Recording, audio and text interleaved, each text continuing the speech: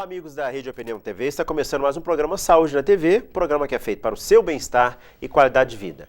Hoje nós temos uma convidada especial aqui, uma pediatra já conhecida, a doutora Poliana Bueno Mercatelli, disse certo, né?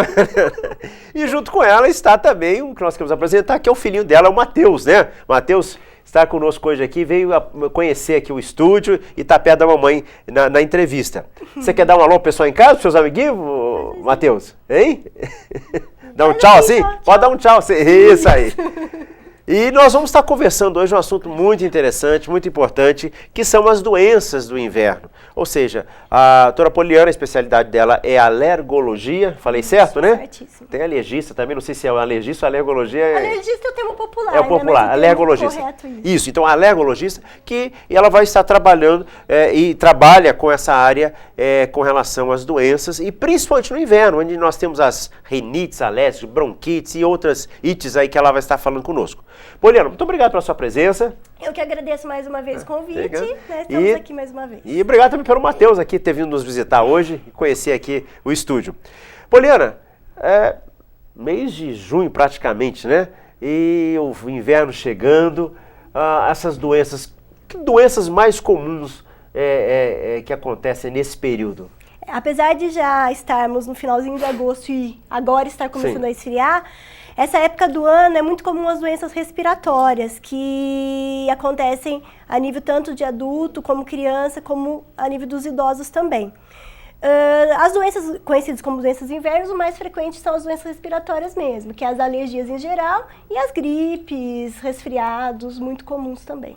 O frio, ele favorece porque as pessoas ficam mais agasalhadas, muitas vezes a própria roupa pode ter alguns fatores, o ambiente fechado pode também contribuir. Esse conjunto de fatores é que vão favorecer algumas doenças, inclusive a duplicação delas, passar para outras pessoas. Essa história de todo mundo ficar mais em lugares, ambientes fechados, mais aconchegantes, assim, classes de aula fechadas, clubes mais fechados, a nossa própria casa fica mais fechada, então isso facilita a transmissão dos vírus e bactérias entre as pessoas. E a própria temperatura esfriando, o nosso organismo também, como você falou, precisa de mais agasalho, precisa de gastar mais energia para deixar a pele aquecida, e aí diminui a nossa imunidade, e aí assim também vem as doenças de inverno, como a gente costuma dizer. Poliana, dentro da sua área da alergologia, existem pessoas que têm já geneticamente talvez uma predisposição a determinadas alergias, e essas pessoas que são as que mais sofrem nesse período. Sim. Porque as doenças se estabelecem mais facilmente nelas, pelo próprio frio. Apesar de todo mundo nessa época do ano ter uma maior probabilidade de ficar doente, as pessoas alérgicas, por ter uma tendência hereditária, elas vão ficar muito mais. Então, nessa época do ano, além das doenças comuns como gripes, resfriados e pneumonias, as rinites, sinusites, bronquites e asmas, elas aparecem com muito mais frequência nas pessoas alérgicas nessa época do ano. Tanto crianças quanto as pessoas de mais idade, que são as que mais sofrem com isso, né? Os adultos jovens, eles têm uma menor predisposição às doenças por ter um sistema imunológico mais ativo. Já as crianças de menor idade e os adultos de um pouquinho mais idade têm mais chance de ficarem doentes. E, Poliana, quando é assim que é importante estar levando ao médico? Porque às vezes é uma febrezinha pequena, é uma tossezinha leve. Que fatores, que sinais, que sintomas assim, demonstram uma gravidade maior, que tem necessidade de uma intervenção médica? O mais preocupante é a febre, né? Que todo mundo, toda mãe, toda pessoa, quando tem alguém na família que está com febre, é o que mais preocupa. Mas, assim, a partir do momento que você começa a espirrar, que você começa a ter um quadro de tosse, obstrução nasal, a gente pede para aumentar a oferta de líquidos, que o líquido diminui a espessura das secreções, uma alimentação adequada, um agasalho adequado, manter o ambiente arejado, só passar pano úmido, não varrer, manter os animais de pelo fora de casa. Isso tudo ajuda a prevenir. E a partir do momento que você começa com um quadro gripal, a lavagem nasal com soro fisiológico ajuda bastante, aumentar a oferta de líquido ajuda bastante. E se você iniciar com febre e essa febre mantém num período mais do que 48 horas, aí você tem obrigatoriamente que procurar um serviço médico. A necessidade, vamos dizer, de exames mais específicos, né? Que a gente vê, às vezes, a preocupação hoje pela disponibilização de vários tipos de exame, né? Existe às vezes até uma cultura que quer sempre fazer raio-x, quer fazer tomografia, né? Que exames mais básicos são importantes? Que às vezes a pessoa tem uma ideia que precisa de determinados exames mais complicados, mais complexos, e não há necessidade, às vezes. Então, que exames normalmente são utilizados para o diagnóstico quando há necessidade? Acho que o primeiro diagnóstico é o diagnóstico clínico, é você conversar com o paciente, saber das queixas do paciente, fazer um exame físico adequado, ouvido, nariz, garganta, pulmão, e a partir daí você vai direcionar, se você tem uma queixa de muita secreção, que você escuta um estertor, que é um barulho diferente no pulmão, um chiado no peito, que é o sibilo, você vai ver a necessidade ou não de fazer um raio-x de tórax, mas a grande maioria das pessoas você faz o diagnóstico clínico, você não precisa de um exame complementar, né? Se você tem uma secreção atrás da garganta, você sabe que essa pessoa está com sinusite, então você não precisa fazer um raio-x de seios da face. A tomografia, a ressonância, são exames mais especialistas, de otorrino, quando tem casos de complicação. Então, aquela sinusite que você trata não melhora, aquela secreção pulmonar que você trata não melhora. Mas acho que, assim, o básico geral é o exame clínico e a história do paciente mesmo. Ok. Com relação às medidas caseiras e às vezes até os tratamentos, a automedicação que a gente vê, principalmente das vias aéreas, né, da obstrução nasal, muitas pessoas gostam de pingar aqueles remedinhos vasoconstritores que desobstruem as vias aéreas, mas o uso prolongado às vezes podem causar alguns danos. Isso. A gente pede para não usar os vasoconstritores tópicos, que são os nasais, lavagem do nariz com soro fisiológico mesmo, higienização com sorinho fisiológico, tem pessoas até que produzem o soro em casa, com água, sal, não acho muito aconselhado, mas é uma alternativa.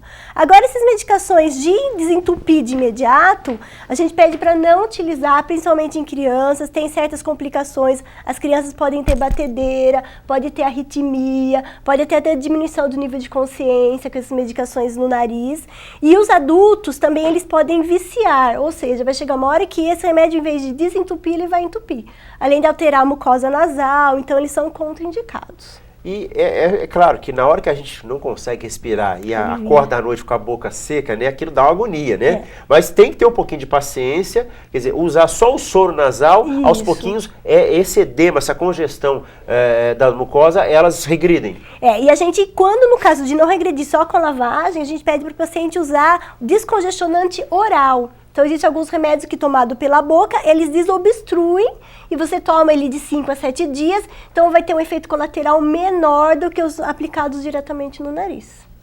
Com relação à inalação caseira, né? Que tem aquela inalação que às vezes você vai também adicionar medicamentos mais específicos, e a inalação, aquele aparelhinho que toda pessoa da mãe tem em casa, às vezes, isso também ajuda? Está bem indicado? O que você me diz? A inalação, quando realizada com o soro fisiológico, ela pode ser realizada por qualquer pessoa. Agora, eu acredito que se você já for colocar no medicamento, aí precisa da orientação de um médico. Porque tem alguns medicamentos que a gente sabe que quando necessário é preciso, mas eles podem dar batedeira, taquicardia, tremores, então eles têm que ser bem indicados. Então, geralmente, para os pacientes, eu peço só para inalar com soro fisiológico, se não passar por consulta médica. A partir do momento que passar por consulta médica, ele vai direcionar o que ser feito. Poliana, aquelas crianças, ou mesmo mais adultos, idosos, que têm de forma caracterizada mesmo, já que é uma doença uma alérgica, né? Os tratamentos, assim, de prevenção a longo prazo, eles têm resultados hoje? Sim, sim. A gente, como já tínhamos falado, a doença alérgica geralmente é hereditária. Ela não tem cura, a grande maioria você se controla com o medicamento e controla muito bem.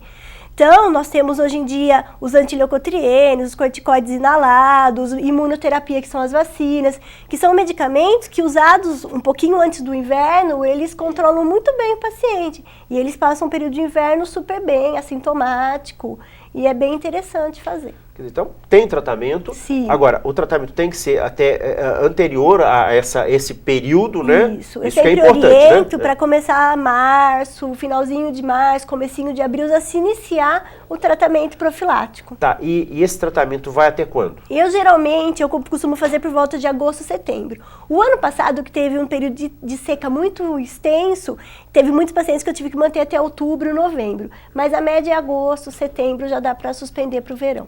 Ok. Com relação ainda ao tratamento e as vacinas, né? Hoje a gente sabe que existem muitas vacinas, até por conta de outras doenças e tudo assim.